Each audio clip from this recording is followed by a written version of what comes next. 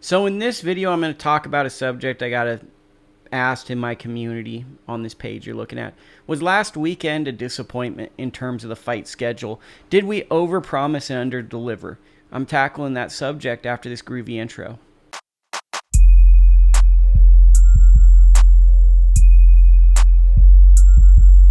So last week we saw Naoya Inoue win a one-sided knockout victory over Stephen Fulton. Then we saw Terence Crawford get a one-sided knockout victory over Errol Spence. Both were around the same rounds, and both were kind of the same fight. You know, Stephen Fulton had a little bit of success, but it was a gradual beatdown.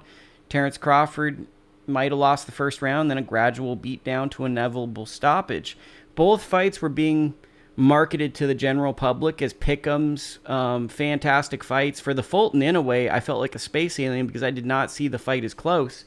And I heard people talking about that could be a trilogy. And I think the expectation level was a little bit hard for most people because sometimes boxing, because of the pay structure, because you don't get paid well to be a boxing journalist, hate to break it to you, that's why we're trying to do this YouTube channel and create some additional revenue, is you get people that are fans. And I think that one issue with Inoue, and maybe this goes to Crawford too, but Inoue especially, is people haven't watched his fights all that much. They're in America, they're in Britain, fights are inconvenience, they're on streaming services.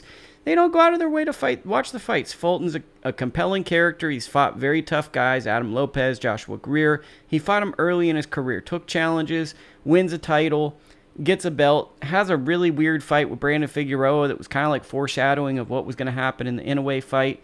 But for some reason, people were like, that's an anomaly. You know, that fight doesn't matter. This is going to be a classic. I never really viewed that fight as that thing, but it was sold to the general public. And the reason it was sold to the general public as such is Fulton on paper with MJ the champion losing to Marlon Tapales, he was clearly on paper the best guy in the division. So the excitement was really Inoue's moving up to his fourth weight class, and he's fighting the best guy who's a unified world champion in his very first fight in that division. That's legend status. That was the intrigue of the fight. Then when we found out, he's going to stand in front of this guy, walk him down, out jab him, out technique him, and by the way, knock him out, kind of solidifies his place as an all-time great. I know you're going to get kind of like the contrarians going, man, I don't know who has Inoue fought. Well, you're telling on yourself if you say that, because Inoue has fought a lot of really good fighters. Let's be honest, television executives don't really put light flyweights on television. They don't put super flyweights all that often on television. You don't see them as often as the welterweights and such. And you don't even see super bantamweights on television that much. So for your average fight fan, they probably don't even know more than two people at most in these divisions. So Inoue is not just a victim of where he's fighting and people not watching, although he's getting very rich. It's also a circumstance in which people are unaware of the fighters in these divisions, and the biggest named fighters in these divisions, he didn't fight. He didn't fight Estrada. He didn't fight Chocolatito. So he fought Nonito Donaire, but Nonito was in his late 30s when he fought him. So there's always an exception. Fulton was the first kind of quote-unquote real challenge.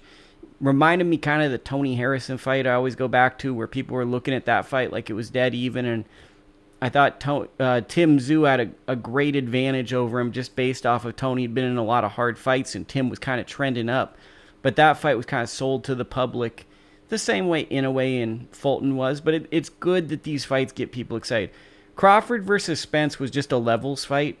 They were the clear 1 and 2 guys. It's just we didn't realize Crawford was just that much better than Spence. And that was just one of those things where the levels between the two fighters are just different. I think it was a shock to Spence. We could say it's a weight cut. We could say it's a car crash, but why didn't the car crash and the weight cut affect him against Danny Garcia and Ugas? It magically affects him when he's in with this historic all-time great. The fact of the matter is, on paper, that should have been an even fight. And Terence Crawford had probably the best night he's ever had as a professional boxer. He defined his career, and he knocked Errol Spence probably out of the Hall of Fame with how bad he beat him on that night, because that's probably going to be the lasting impression of Spence. The hard thing for Spence after that fight is, because guys in the modern era are fighting in their early 30s. They're defining fights because they want to make as much revenue as possible, which I applaud them. Now he only has a small window to change the perception from a legacy standpoint after this brutal loss to Crawford. So does he come back for this? Does he campaign and try to become a 3-division world champion? The window is much smaller than we would expect, and I think that that's what is so damning for Spence is how will he respond in the coming years or even coming weeks? Because Crawford's at the end of his career, but Crawford just stamped his ticket to the Hall of Fame first ballot.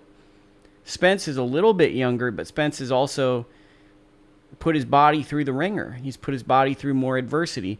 So, was last week a letdown? Well, I mean, it depends on what you're wanting to see. You saw in Crawford one of the most historically dominant boxing performances of our generation, which to me, it reminds me of like watching John Rahm or even Brian Harmon win majors this year in the golfing events. I don't mind watching dominance, but I won't lie to you. I might turn it back and forth a little bit because I want to see that competitive down-the-wire golf event. For boxing, I've kind of removed all fandom, so I'm not always in tune with the fans' perspective. And I just looked at the dominant performance I was seeing. But I could see that you pay a premium and you get your friends over and you're waiting to see a classic. And it, to the average fan, it just looks like a mismatch. And I think that's going to be what's hard is, for a lot of people, this was one of the first times they ever saw Crawford and Spence. And like the girlfriend rule. My girlfriend had never seen Spence before. She's not convinced that he was ever all that good. And it's not rational, but it's just like this was his introduction to some people, was getting beat up really bad. And I can see how that could leave a hangover effect on people going, you know what, that week wasn't good. Sometimes the ends don't justify the means. So sometimes the fights we are promised or the fights we think will be good aren't those fights. And sometimes the ones we think are going to be awful turn out to be the ones. There's no logic in boxing. Boxing is illogical. But I think all in all, the good thing is we got those fights made, and we need to give credit to the fighters so then they continuously want to give us those great fights. Do you agree? Was last week a letdown? Or do you think, like me, that it was pretty cool that it happened? Struggle to say words there. Wow. Hit the comments. Give me a thumbs up. Subscribe to the channel. Let's go.